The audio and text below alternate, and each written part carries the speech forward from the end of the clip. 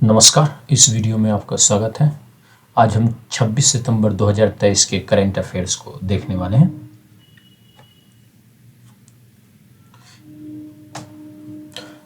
पंडित दीनदयाल उपाध्याय राष्ट्रीय स्मारक कहाँ है? ए जयपुर, बी कानपुर, सी मथुरा, डी मुगल सराय। तो पंडित दीनदयाल उपाध्याय राष्ट्रीय स्मारक जयपुर में है। जयपुर के धानक्या में है ये। पंडित दीनदयाल उपाध्याय के बारे में हम लोग जान लेते हैं। इनकी जन्म तिथि 25 सितंबर 1916 है और मृत्यु इनकी हुई 11 फरवरी 1968 को। इनका जन्म मथुरा में हुआ लेकिन मृत्यु इनकी हुई मुगल सराय में। इसीलिए मुगल सराय रेलवे जंक्शन का नाम बदलकर पंडित दीनदयाल उपाध्याय रेलवे जंक्शन कर दिया गया। इनके द्वारा प्रकाशित पत्र पत्रिकाओं में प्रमुख हैं राष्ट्रधर्म, पांचजन्य, स्वदेश। इन्होंने चंद्रगुप्त मौर्य पर एक नाटक भी लिखा और शंकराचार्य की जीवनी भी लिखी। हेडगेवार की मराठी में लिखी गई जीवनी का इन्होंने अनुवाद भी किया था। इन्होंने जो विचार दिया उसे एकात्म मानववाद, इंटीग्रल ह्यूमनिज्म कहते हैं, जो कि भारतीय जनसंघ का और वर्तमान में भारतीय जनता पार्टी के प्रमुख विचारों में से एक है। इसमें साम्यवाद और पूंजीवाद के विपरीत व्यक्तिवादी अवधारणा नहीं अपनाई गई है, बल्कि सबको समग्रता में देखने का प्रयास किया गया है। इन्होंने माना कि व्यक्तियों से मिलकर समाज और समाज से फिर राष्ट्र और राष्ट्र से विश्व और विश्व से पूरा अखिल ब्रह्मांड बना है, लेकिन सभी एक दूसरे से जुड़े हैं और एक दूसरे पर आश्रित हैं। जहाँ साम्यवाद और पूंजीवाद केवल शरीर और मन की आवश्यकताओं का ध्यान रखते हैं और धन और भोग ही जहाँ पर लक्ष्य है, वहीं इन्होंने वैदिक समय से आ रहे 4 पुरुषार्थों पर आधारित मानव जीवन के लक्ष्य को निर्धारित किया: धर्म, अर्थ, काम और मोक्ष।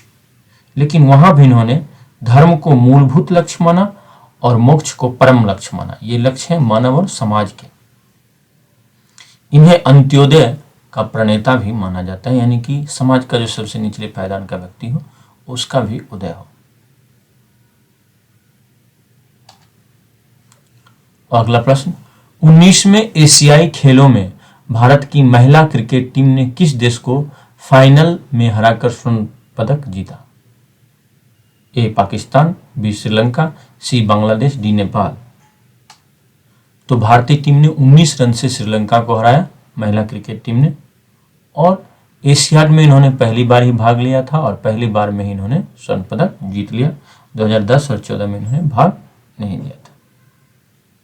क्रिकेट में एशियाड में भारत का पहला पदक है, वो भी स्वर्ण। 19वें एशियाई खेलों में भारत की महिला क्रिकेट टीम का नेतृत्व किसने किया? कौन है कैप्टन? स्मृति मंधाना, ऋचा घोष, हरमनप्रीत कौर, टीटस साधु।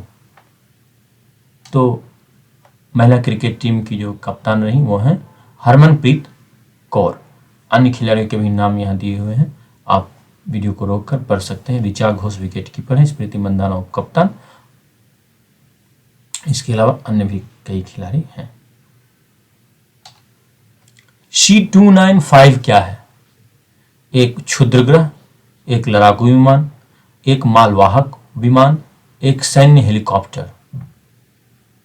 तो C-295 है एक मालवाहक विमान जिसे कि एयरबस नामक कंपनी ने बनाया है। एयरबस यात्री विमान भी बनाती है, इसके अलावा बोइंग भी बनाती है। बोइंग अमेरिका की है और एयरबस यूरोप की कंपनी है। तो इस विमान का निर्माण स्पेन में किया गया है, C-295 का। इसे भारतीय वायुसेना में शामिल किया गया और अब भारतीय वायुसेना मध्यम वजन की चीज़ों को उठाने की सामरिक क्षमता हासिल कर लेगी। इस विमान की मांग तटरक्षक बल भी कर रहा है, इसलिए आने वाले समय में कई सारे ऐसे विमान भारत में आएंगे। कुछ का निर्माण भारत में भी होगा। अब जान लेते हैं कि वर्तमान में वायुसेना अध्यक्ष हैं VR Chaudhari, air marshal VR Chaudhari. और जो पहले वायुसेना अध्यक्ष हैं स्वतंत्रता के बाद वो थे सर थॉमस वाकर एमहर्स्ट। इस चित्र में आप देख सकते हैं कि पीछे C295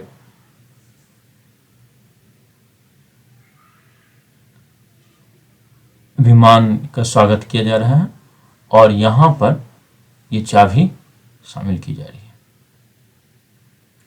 इसका नाम रखा गया C295MW। रक्षा मंत्री और एयर मार्शल पी.आर. चौधरी यहाँ दिख रहे हैं। अब हम लोग जान लेते हैं कि थल सेना अध्यक्ष हैं जनरल मनोज पांडे और नौसेना अध्यक्ष हैं admiral R Hari Kumar. CDS general Anil Chauhan है। अगला प्रश्न, गोवर्धन पोर्टल क्या है? ए, किसानों को गाय और उसके गोबर से होने वाले फायदे बताने के लिए एक पोर्टल। बी, गाय के गोबर मूत्र आदि से विभिन्न उत्पाद बनाने के लिए प्रशिक्षण देने का पोर्टल। सी, बायोगैस, CBG और बायो CNG प्लांट के पंजीकरण के लिए पोर्टल। डी, मथुरा के गोवर्धन पर्वत और अन्य निकटवर्ती धार्मिक स्थलों की जानकारी देने के लिए पोर्टल। तो गोवर्धन पोर्टल क्या है? यह बायोगैस, CBG कंप्रेस्ड बायोगैस और बायो CNG प्लांट के पंजीकरण के लिए एक पोर्टल है। इसमें सभी देश भर के ऐसे पोर्टल, ऐसे प्लांट अपना रजिस्ट्रेशन इस पोर्टल पे जाकर कर सकते हैं।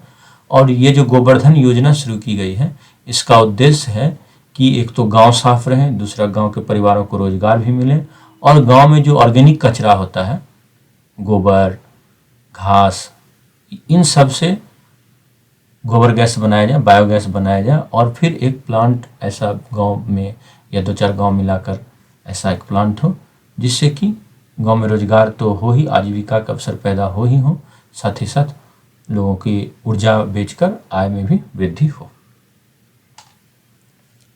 अगला प्रश्न, किस वैश्विक वित्तीय सेवा कंपनी ने भारत के सरकारी बॉन्ड को अपने उभरते मार्केट बॉन्ड सूचकांक इमर्जिंग मार्केट्स बॉन्ड इंडेक्स में शामिल करने का निर्णय लिया है? A, JP Morgan, B, Berkshire Hathaway, C, AXA, D, Allianz. तो यह है JP मॉर्गन, जिसे JP Morgan Chase and company भी कहते हैं। इसने भारतीय बॉन्ड्स को, सरकारी बॉन्ड्स को अपने इमर्जिंग मार्केट बॉन्ड इंडेक्स में शामिल करने का निर्णय लिया है। इनको यह 10% वेटेज देगा और इसके लिए भारत के 23 भारतीय सरकारी बॉन्ड पात्र हैं। इस तरह से इनका मूल्य जो है वह लगभग 330 अरब अमेरिकी डॉलर है।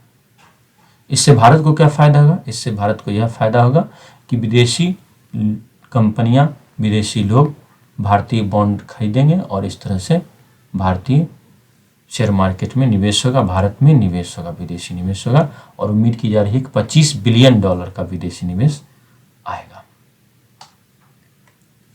अगला प्रश्न, किस देश की महिला मैराथन धाविका तिगिस्त असेफा ने महिला मैराथन का नया वर्ल्ड रिकॉर्ड बनाया है? ए, इथियोपिया, बी, जमैका, सी, केन्या, डी, दक्षिण अफ्रीका। तो इथियोपिया की तिगिस्त असेफा ने महिला मैराथन का नया वर्ल्ड रिकॉर्ड बनाया। उन्होंने बर्लिन मैराथन में पिछले रिकॉर्ड से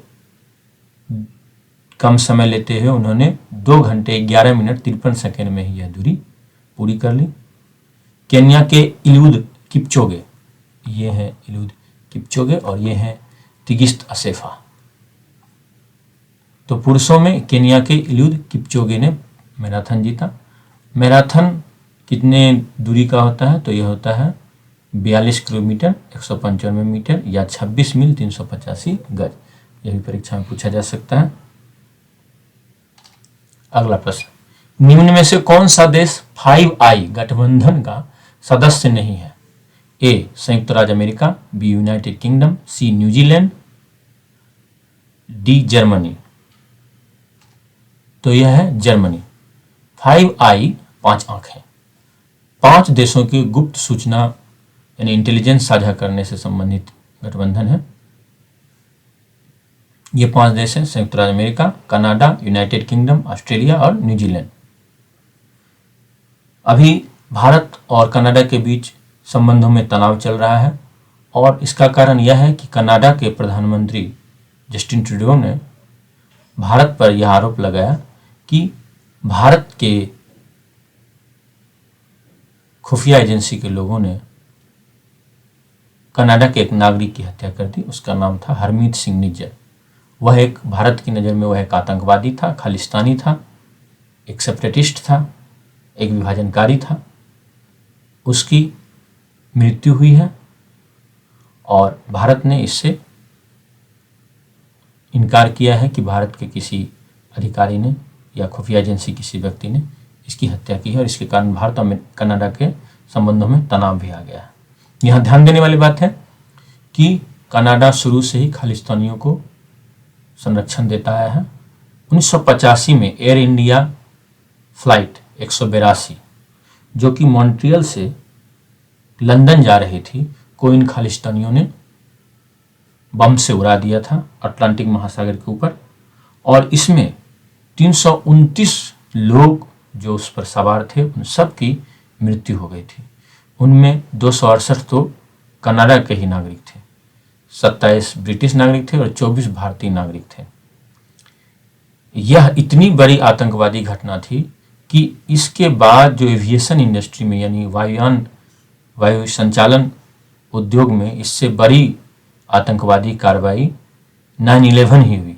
2001 11 सितंबर को जो घटना हुई थी, सितंबर 11 की घटना ही हुई और इसमें केवल एक व्यक्ति को ही सजा मिली, इंद्रजीत सिंह रैयात को।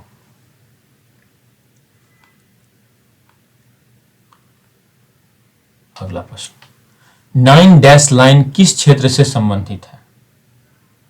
9 डैश लाइन, ए उत्तरी अटलांटिक महासागर, बी दक्षिणी चीन सागर,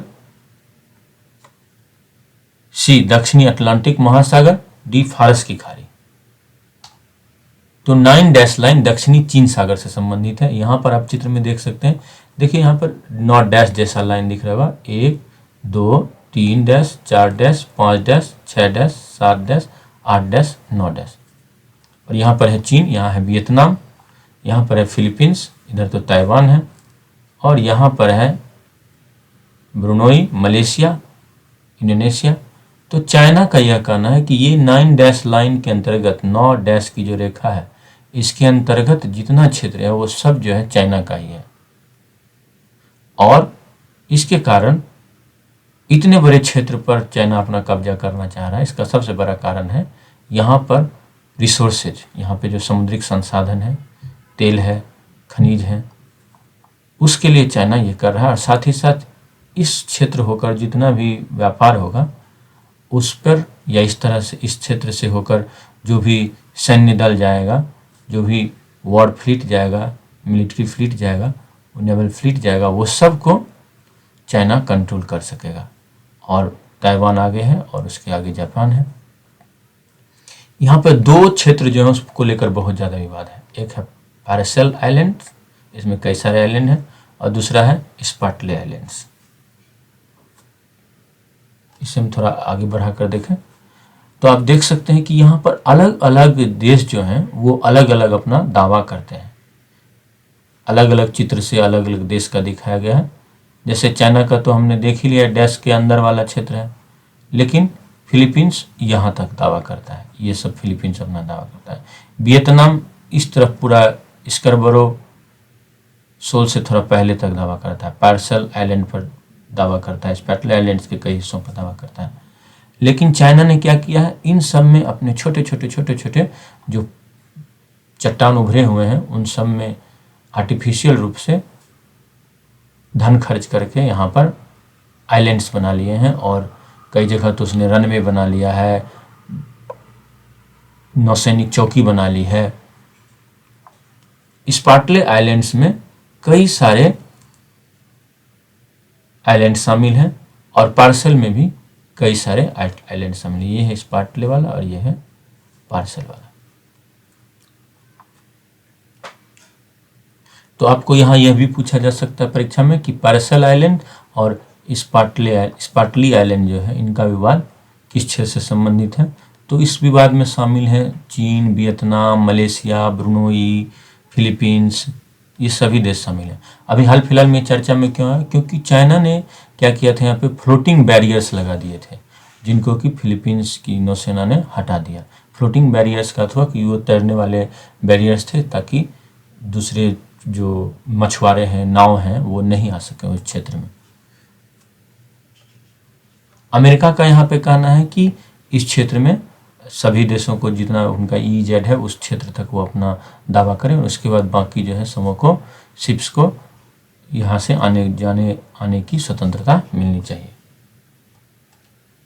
अगला प्रश्न, हाइफा की लड़ाई किससे संबंधित है? ए प्रथम विश्व युद्ध, बी द्वितीय विश्व युद्ध, सी अमेरिकी स्वतंत्रता संग्राम, डी भारतीय स्वतंत्रता संग्राम। तो हाइफा की लड़ाई संबंधित है प्रथम विश्व युद्ध से।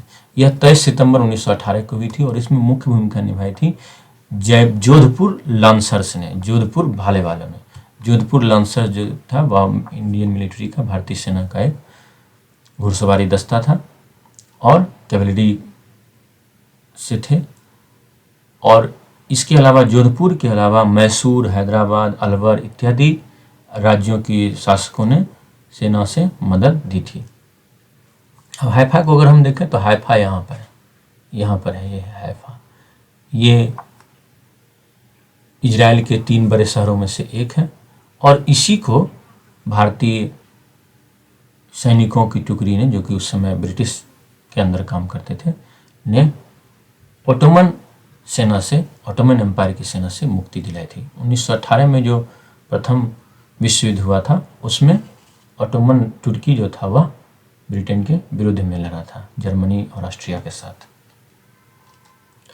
तो उम्मीद करता हूँ कि यह वीडियो आपको पसंद आया होगा। इसे ज़रूर लाइक करें। उम्मीद करता हूँ कि आप ज़रूर लाइक करेंगे। चैनल को आपने सब्सक्राइब कर लिया है तो अपने दोस्तों से शेयर कर उन्हें भी सब्सक्राइब करने के लिए कहें। मैं ऐसी ही महत्वपूर्ण जानकारियाँ आपके लिए लाता रहूँगा। बहुत बहुत धन्यवाद।